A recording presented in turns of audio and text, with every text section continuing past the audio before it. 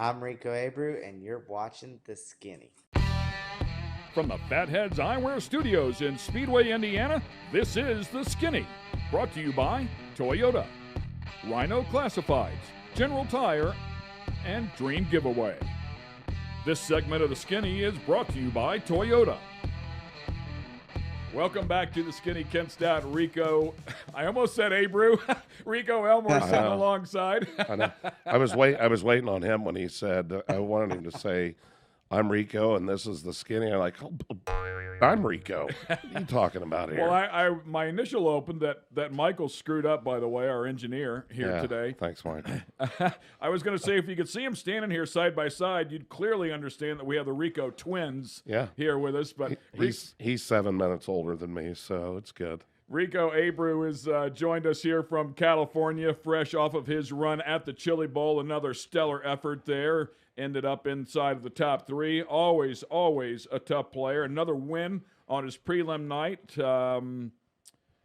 Pretty impressive run there, my friend. Another solid Chili Bowl. Yes, sir. It was a good one. Getting 5 prelim years in a row.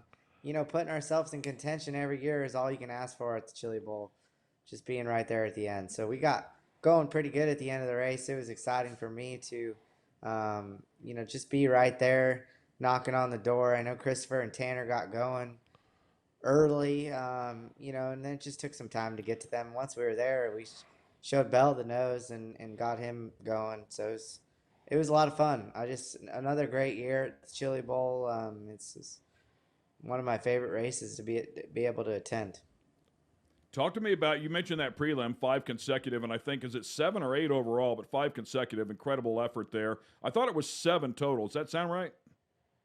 Yeah, so it's 7 out of 8 years. So 2017 had a down year, but Keith Coons, he builds the best race cars when it comes to, USAC Power Eye midget racing, and his cars, they perform when they get inside that building. So I'm excited to be able to enjoy all of those wins with him and his organization. They've put together a stout team this year, bringing 15 cars, locking 5 of them into the A main, and 4 of them were preliminary night main event winners.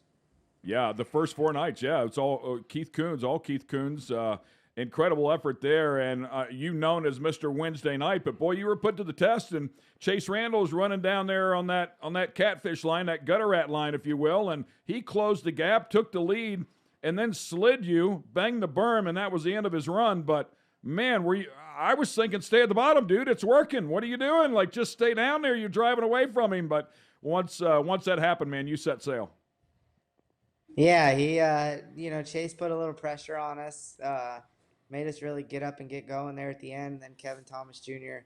put some pressure on us the last few laps. I was able to ride the high line and then move down on the white flag lap in 3 and 4 and block Kevin's run. So it was, just another fantastic night where you put a solid race together. We got a heat race win, a qualifier win. Started 3rd in the feature on the prelim night, and about halfway we were leading. So those guys, they're going to put pressure on you, especially when you're leading. It makes it really difficult to know where to run. You can judge that off lap traffic, and that Wednesday we didn't really have the chance to get into lap traffic, maybe once or twice in the race, but nothing for me to really be able to judge the pace. So I just kind of set my pace on the top, and once I seen somebody on the bottom, I moved down. Yeah, I mean there was some amazing racing this year, and as we were talking earlier, been there many years, watched many people beat that track and been beat up by that track, and it takes one small mistake. It's not like it's some catastrophic. You fence it, you hit the wall, any of the above. I mean, it's a bobble. And for the consecutive wins that Rico's had, and again, like you said, Keith Coons' operation, it's and by the way, I don't want to go without saying this, Dason Pursley being there Oh, super cool. I mean, That was pretty that was special. Yeah. yes. How's he? I didn't get to talk to him. He was over there, and I didn't want to bother him. But doing a lot better. Yeah, he's in great spirits, man, and he's working hard just to get him back to 100%. I noticed, he mentioned a little bit of struggle with the left side of the body, but there's no boundaries to what the kid is capable of doing. There's nobody holding him back. He's pushing himself, and that's what you want to see. And he's in good hands, with the support of, I think he's at the Spinal Center in Atlanta, Georgia. What an amazing group to be a part of. And, his mother is definitely mom of the year for taking care of him through all of this. And, that's your baby boy. So you're going to do whatever you can for him. And he was, it was just so emotionally great to see him out and about, see his face, see him smile. And even though he had a mask on the whole time, you could see, those cheeks risen up, the whole Friday and Saturday time he was there. So it was great to see Dason. He's a fighter. He's got a great attitude towards the direction he's going with everything, and he's going to be in a race car not before long. It's easy to lose sight of what your goal is when you get in the middle of the fight, like he's in the middle of the fight right now. Right. And I promise you, when he got out there and got around those racers and got around all of you guys again, man, it had to be a huge emotional support for him. Yeah, I mean, that's everything. Is those the fans, his family, the racers? That's what's driving him to keep this fight alive. And it was really awesome to see him. I got a little emotional when he walked out in the grandstands in 3 and 4, and you see the support from the fans. And it's not just the racers that are following his path here with with a road to recovery. So it's the race fans, it's his family, and the racers. You guys, everybody's behind this kid, and that's what's gonna bring him back to the top. It was pretty unbelievable. The fans when he got announced, and I mean, I hadn't seen him there yet. I didn't wander far from the cooler, but anyhow, I hadn't seen him yet, and he was, yeah, it was awesome, man. And Kaylee Bryson, I brought her up earlier on a show we were just talking about. Teammate of yours. Uh, she's got some definite drive, some spunk, man, and she wasn't going to be denied to make history that night. She did an amazing job. 10th to first in a B main is pretty difficult when it's you're at the Chili Bowl. Those are obviously that B main is those guys that all the third place finishers from the prelim nights. So they're a pretty stout field there. So it's third, fourth, fifth, I think all the way through seventh. So you're not racing against anybody that doesn't know what they're doing. So she did an amazing job. First female to make the A main at the Chili Bowl history. It's just there was a lot going on at the Chili Bowl, so it was cool to be a part of all that.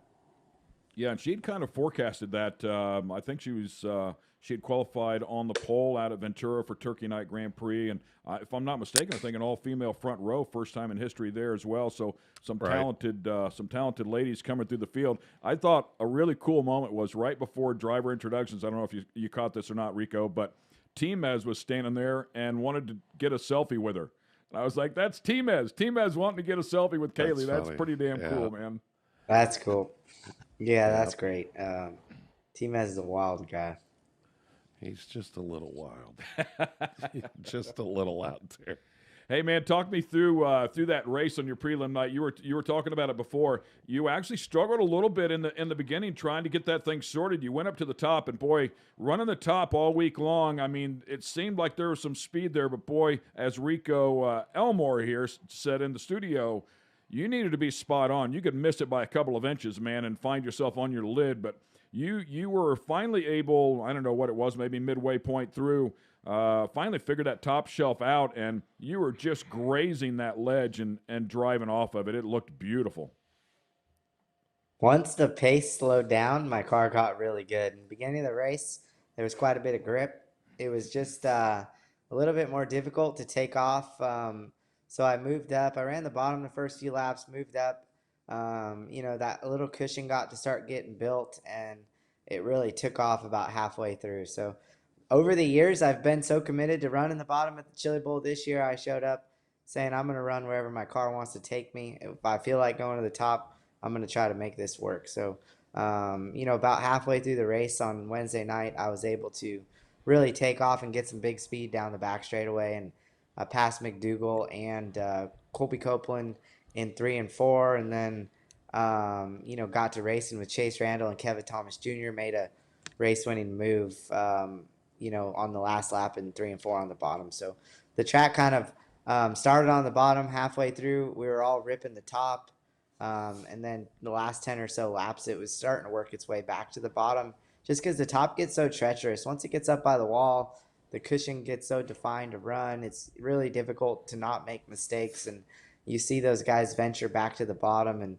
one little hiccup, and they'll get right to you, and pressure you, and make you have to drive a little bit harder, which raises that bar for that mistake factor. So, luckily I was just trying to be smooth, and stay calm as well as I could. There at the end, being pressured, I just didn't want to make mistakes, so I slowed my pace down a little bit, allowed Kevin to get to my inside, and luckily I got down at the right time on the last lap, and that's what won us the race. Rico Abreu, one of our house drivers here at Fatheads Eyewear, on the show with us here today. An outstanding young gentleman and a qualified driver for sure. We're going to take a quick break, and we'll be right back in just a moment. This segment of The Skinny has been brought to you by General Tire. It's more than just a slogan. Anywhere is possible with General Tire. General Tire's Grabber X3 Mud Terrain tire offers aggressive styling and is engineered for durability with innovative performance features that are ready to carry you through extreme mud, dirt, and rock-covered terrain. For extreme traction that's ready for anything and rugged styling to match, look no further than the Grabber X3. Make your anywhere possible by visiting GeneralTire.com today.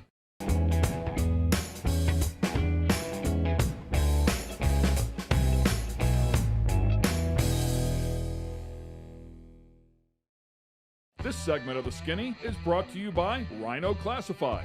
Tired of all those ads and random stuff that shows up when you're looking to buy or sell your car parts? Rhino Classifieds was created just for you. Welcome to a streamlined buying and selling app created by racers for racers and race fans. Modified cars, classic cars, race cars, that special big block you need, the trailer to move your baby around the country in. We got you at rhino.co. Welcome back to The Skinny. We have an amazing race car driver on the show with us here today, and Rico Abreu, the 2014 USAC National Midget Champ and Indiana Midget Week Champ, 25 wins that year, 2013 National Midget Rookie of the Year, of course, two-time Chili Bowl winner as well, longtime driver for Keith Coons, and currently you really run a mixed bag of where you want to go racing, man. It might be World of Outlaws, it might be All-Stars, it might be USAC. Who knows where you might see Rico Abreu? It's got to be a lot of fun for you to just pick and choose where you want to go play. It is. I enjoy it. I just like to go race for money in the big races. So, as long as these guys keep paying good money, I'll keep showing up at their races. True outlaw. Yeah, true outlaw. How the series started, right? That's exactly. right. They didn't want to follow all the rules and the guidelines, so they started that thing. 2021 was a solid year for you, man. 17 top threes. I was kind of looking down through there for your results. Of the 17 top threes, 10 of those were second places. 3 of them wins, but man, bridesmaid. You had to be sick and tired of finishing seconds. Like, I got to win one of these things. Yeah, we really got going there at the end of the year. That's just how it goes sometimes, Ken. And it's it can be difficult to win these races. Especially when you're focusing on really key events. Where the best competition is in the country. It just makes it difficult to win. But we were consistent, and that's all you can ask for. Putting yourself in contention. That's really what I focused on this year, is just being right there at the end of these races. And there's just little minor changes. Probably could have been the difference of us winning or losing races. The ones that got me quite frustrated were where we started off the front row and run third or fourth. Right at the end, we just kind of missed it on fuel load, or when the fuel load burned off, it got really difficult to just stick those rear tires of our sprint car. So, but we start in 2022 off great with a prelim win and a top three. So two top three finishes in two races, which you can't ask for better than that. So you got Rick Warner this year. Tell us about it. I'm excited to get the opportunity to race with Rick. I feel like he's one of the best crew chiefs in the country, and I'm able to just take that next step of my success in my career, and I want to do whatever it takes to win the Knoxville Nationals and the Kings Royals and the races that pay the most money. He definitely is unbelievable. I of course I've watched him for years, but really got to watch him when Tony, when he was working with Tony on Tony's car, the 14 car, and I mean I'm not sure if there's many that go at it exactly the way he goes at it, but it's pretty cool to watch. So I'm happy for you. I'm happy for him, and it's going to be good for everybody. And I just, as I told him when I saw him at the Chili Bowl, I told him, I said, one, you sound like hell, and two, you better make sure you take care of yourself. And then, of course, I got to see his wife Danelle, which can be meaner than a snake at times if you provoke her. So, which is my favorite. So but great family, and Ricky's son. He was with you for a minute, right? Is that a few Yeah, Drew years and I ago? raced together for 2 years. We were together Yeah, for 2 years. So Drew and I, I consider him one of my best friends. Danelle, Stevie, Rick, they've been like family to me for almost 10 years now. When I first started hanging around the sprint car world, knowing Ricky, and then Drew being a mechanic out here in California, I get to see him, be around him. He's really close, lives close to me. So, they're just diehard race fans, family. Come from a race background. All they know, all they want to do is race. Rick he's one of the best. And where he really comes in as a packaged mechanic crew chief is his experience and his critical thinking at the racetrack. Those final decisions that get made right before your car gets pushed out. And Rick is really good about driving confidence into that race car driver, and making them feel comfortable, and confident when they get out there on the racetrack that they are going to be fast no matter what the circumstances is. That race car is going to run right around that corner and it's going to be stuck no matter where you run it.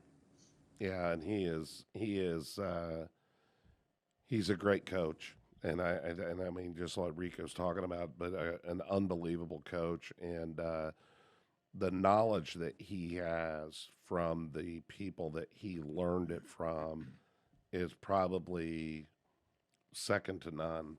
I mean, the Gary Stantons that Tanner was talking about earlier. Daryl Socher. Of course, Ronnie. Um, why am I forgetting Ronnie's name? The engine builder. Um, Favor.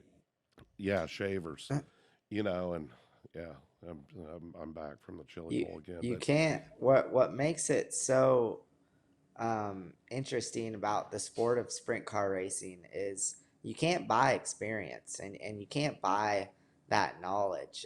Yeah, you can go and find a young mechanic, and want to develop them to be a crew chief. But where people learn is experiences and different circumstances, and being out there on the road grinding, and right taking down notes and understanding why things do what on race cars.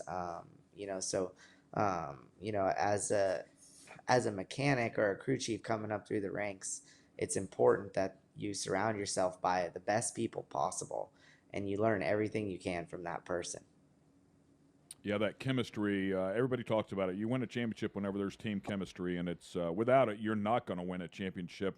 But I love what you guys are saying about him, and I don't know him at all, but clearly a guy with a ton of experience, as you talked about, out on the road grinding for many, many years. So what it tells me is he sees a lot of stuff, and those seasoned eyes can correlate with a driver and what that driver's saying. Or as you mentioned before, Abreu, uh, he takes a look at that track just before you guys are going to roll off, and he's not guessing at what that track's going to do. He's got a pretty damn good idea of what that track's going to do and how it's going to develop, over the course of the laps of that main. So he can make those final adjustments, air pressures, whatever it may be, to make sure your car's as good as it is in the end. And then he installs that confidence in you, like you said. I mean, that's a lethal combination. Yeah, absolutely. It's you show up to the racetrack with a plan. So the track does this, we're going to go this direction. The track does that, we're going to go that direction. You already know your decision's already made before it even happens. So that's where you beat these guys. And then the chemistry between the crew chief and the driver and the relationship, and he knows what I need and I know what he needs to keep excelling. And that's where you see these guys win these major races, and that's the position I need to be in to accomplish those goals in my career is winning the Knoxville Nationals, the Kings Royals, winning another Chili Bowl. I need to keep putting myself in good positions so I get those races won again. I get starstruck myself. I mean, I feel the pressure. I've said this a couple times on the show. Short of my son winning a championship, a couple of moments with my son, safely inside of the top three was when I was standing at the line last year at the 500 on pole day, part of the Ganassi team. Clearly don't need a spotter whenever you're qualifying for a pole, but I was standing down there on the starting grid. So I'm thinking, wow, man, this and the pressure. I mean, my God, dude. There's just no explaining the amount of pressure that you feel standing down there. Everybody watching you. There's one car left to roll out, and it's Scott Dixon, right? And I remember one of the crew members turning around, never flinched, never blinked an eye, and he said, if they think that car's fast, wait till they see this one. And I was like, oh, my God. Wow. Never flinched. Like, we're just going to kick his ass, and that's what's going to happen. And Rings for everyone. And that's what happened. See what I did there, Michael? It was pretty cool. Did you see who won or got second? Herta. Herta was second. And Herta was hauling ass. Yeah. That's right, because on the previous day, he went out when it was really hot, and he said there's a lot left inside of this car, so we knew he had a shot at the pole. Yeah. That's exactly right.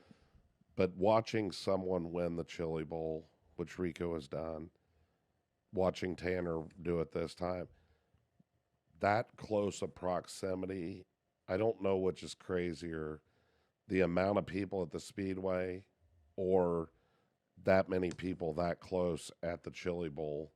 In the place, it's like deafening.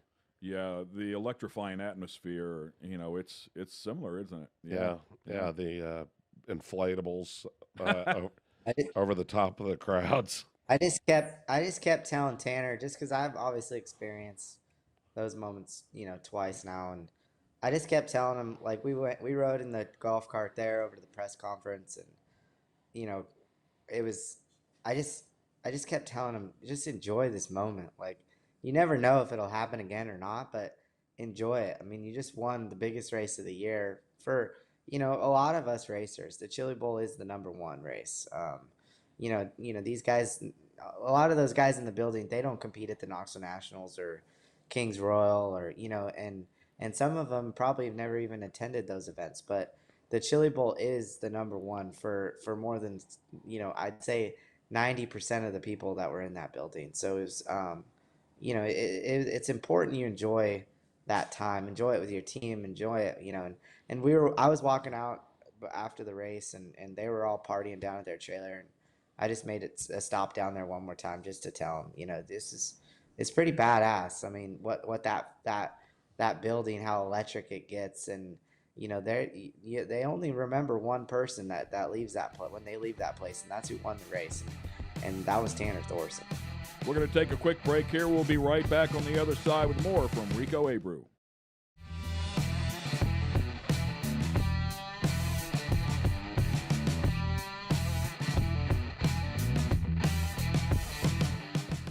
This segment of The Skinny is brought to you by Dream Giveaway. Dream Giveaway has been giving away high-end American muscle cars to raise money for charity since 2007.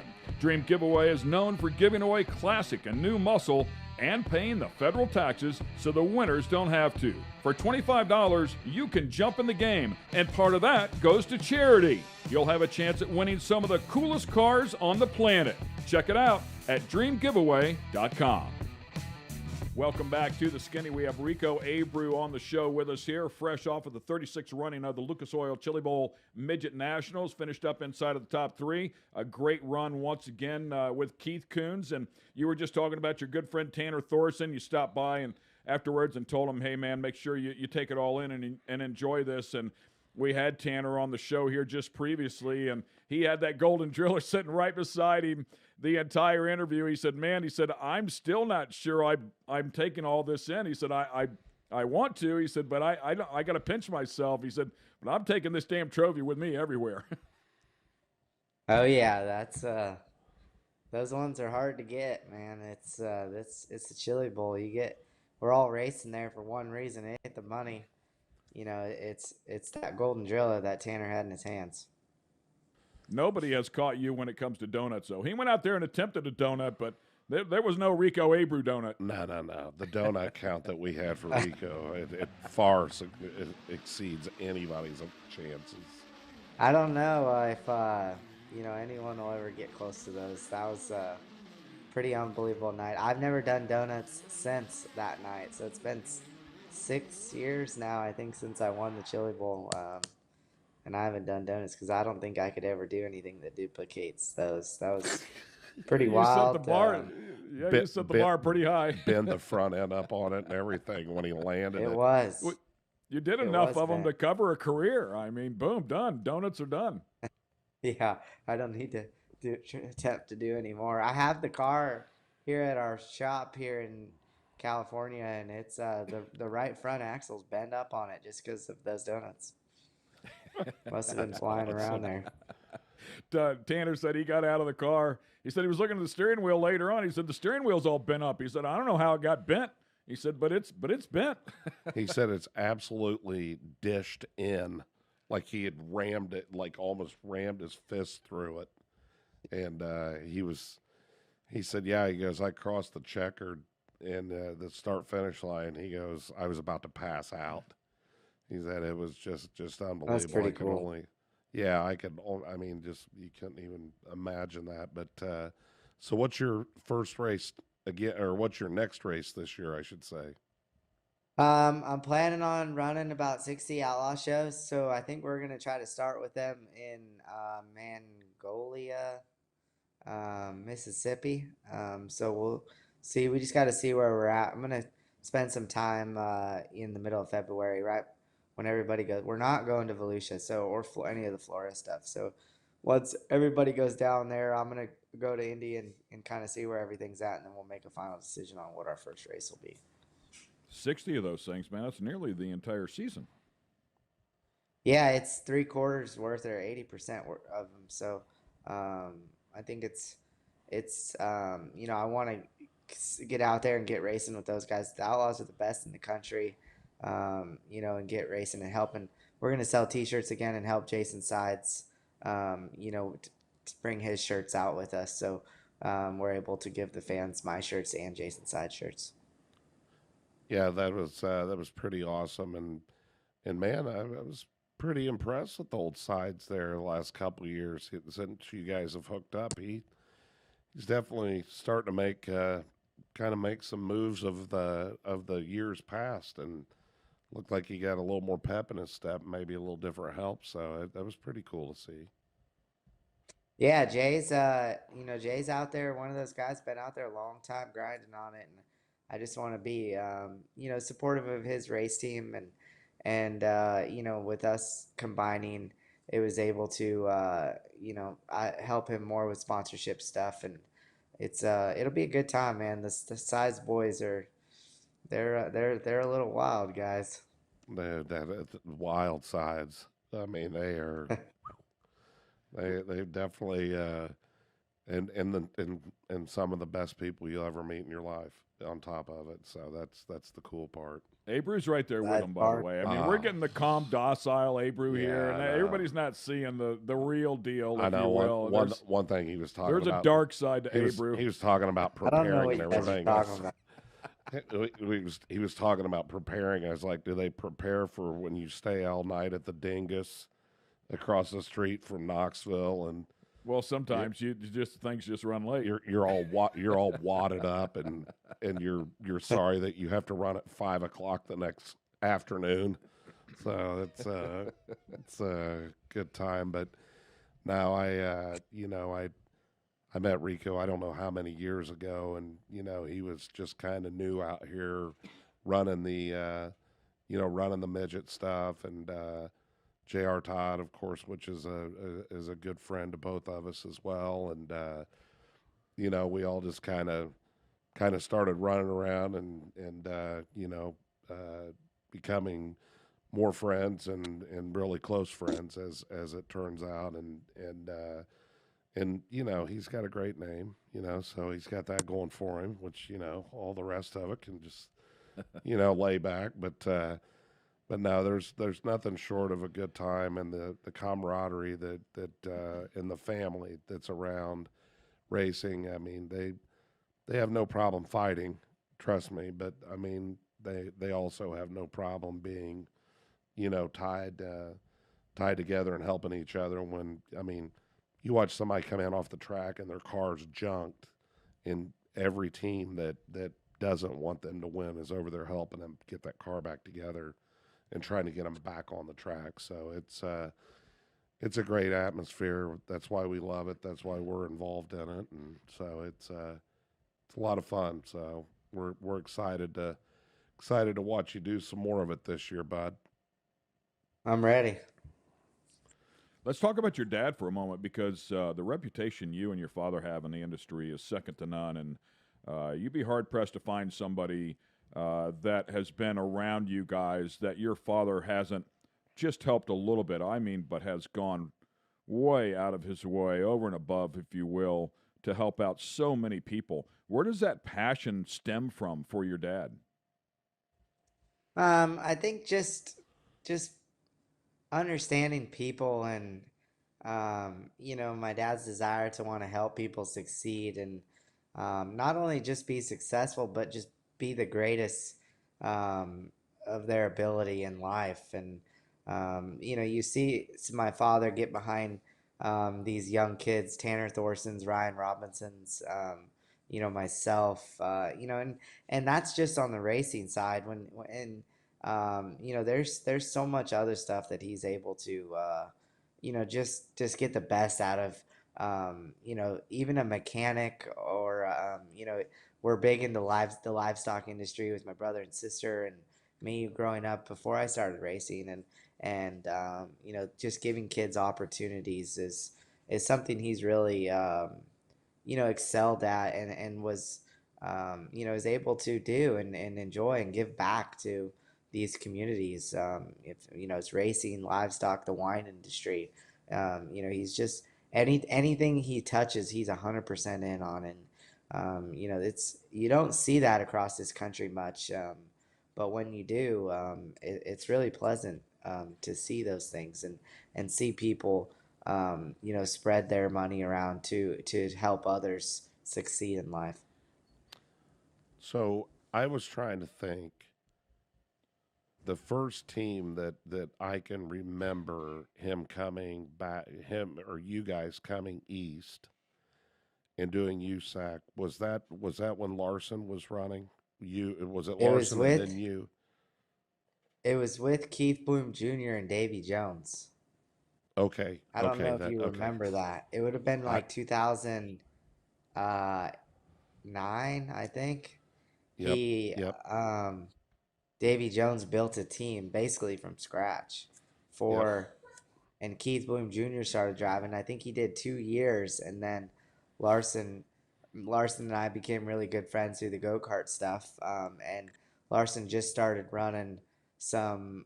He started at Kading, Stadelhofer Construction, one of my father's business partners. Do a lot of business together through in the Napa Valley.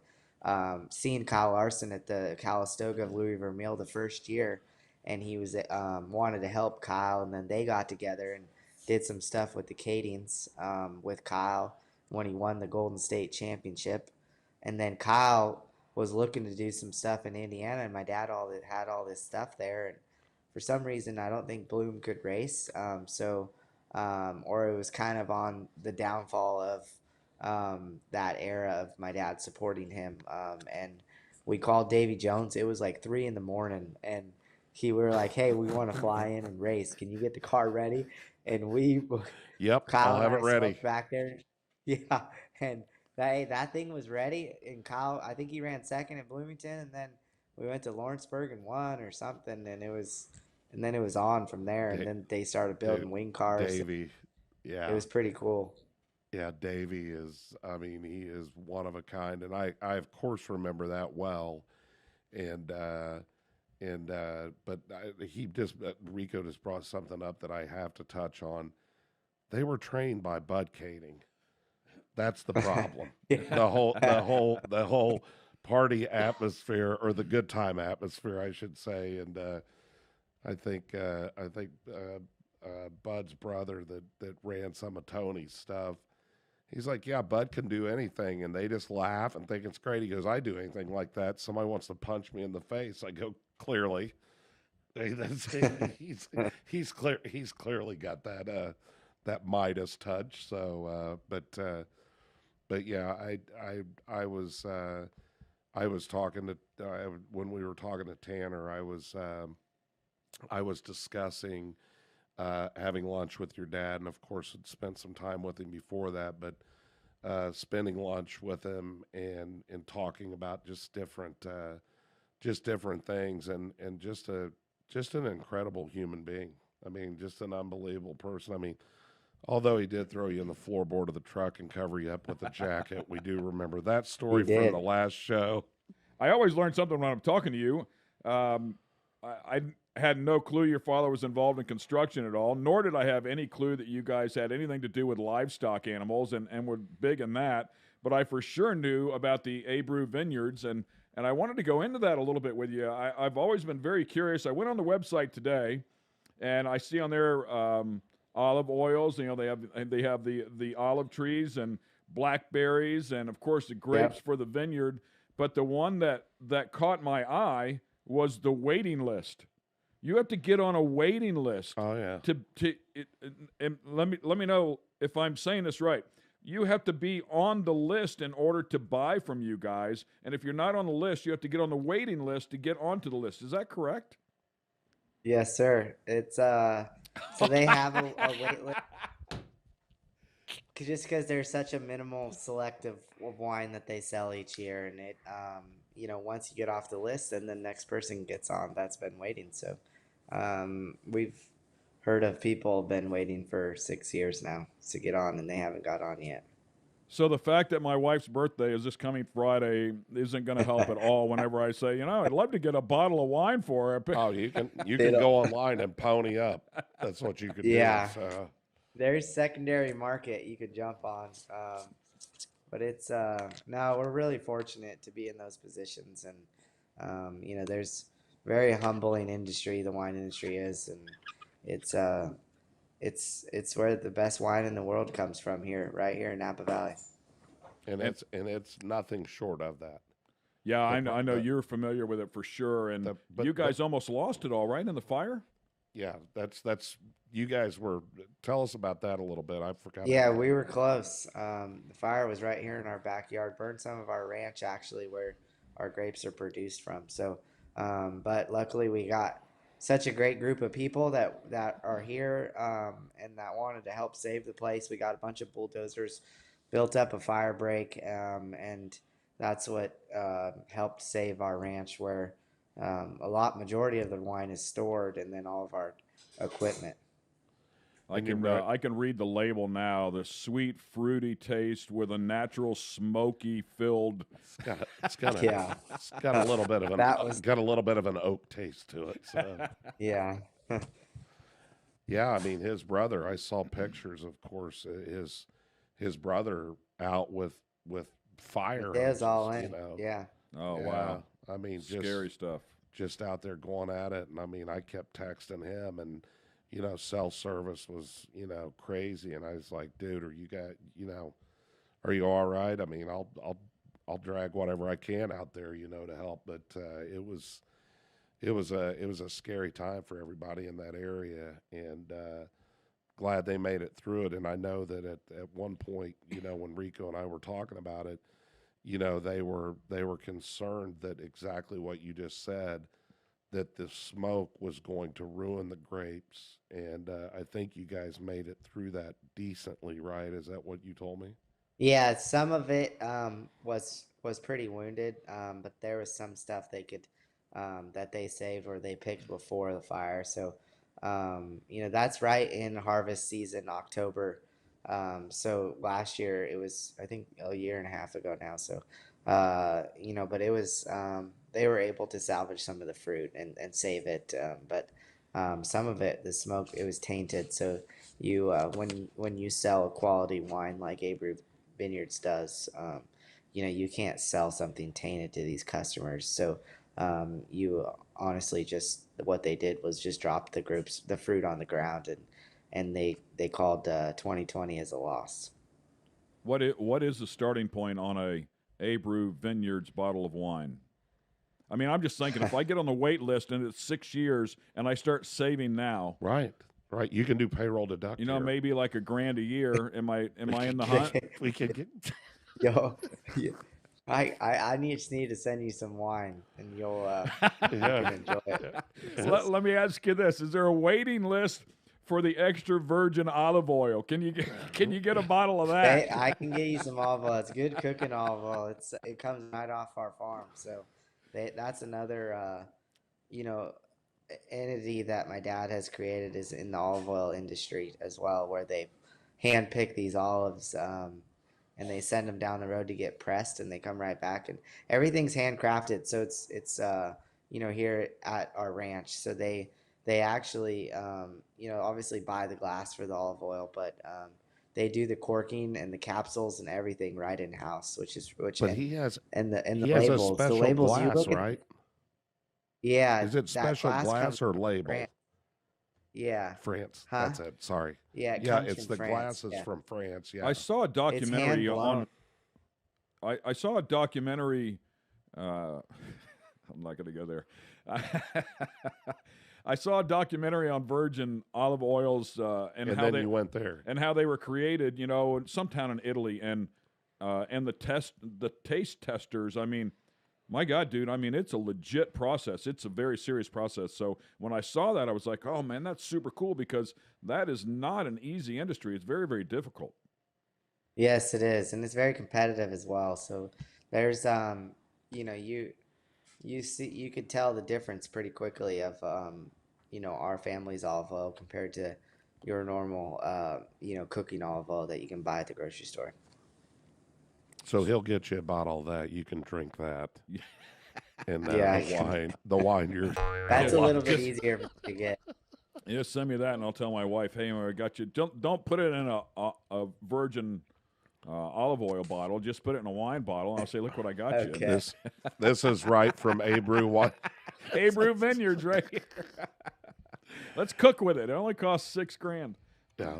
Yeah, great stuff, man. As always, we always love having you on the show, man. You're a ball of fire, a load of energy. You're an incredible driver. Love to watch you do what you do, man. Your father and what you guys do for the industry, we can't thank you guys enough. Thank you guys for having me on. Rico Abreu, ladies and gentlemen, once again here on The Skinny. We certainly appreciate his time. Hope you enjoyed the show. You can always check it out. By the way, go to that website and check out the Abreu Vineyards. Yes, you're welcome to jump on that waiting list. Till then, we'll see you next time. Thanks for being with us here on The Skinny. This episode has been brought to you by Toyota, Rhino Classifieds, Extreme giveaway, and General Tire. For the latest in sunglasses, optical frames, accessories, and apparel, be sure to check out fatheads.com. That's Fatheads with a Z.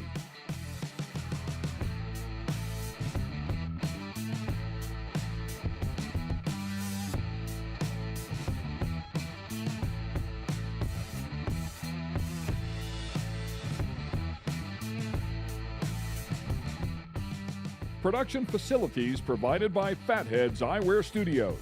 All rights reserved.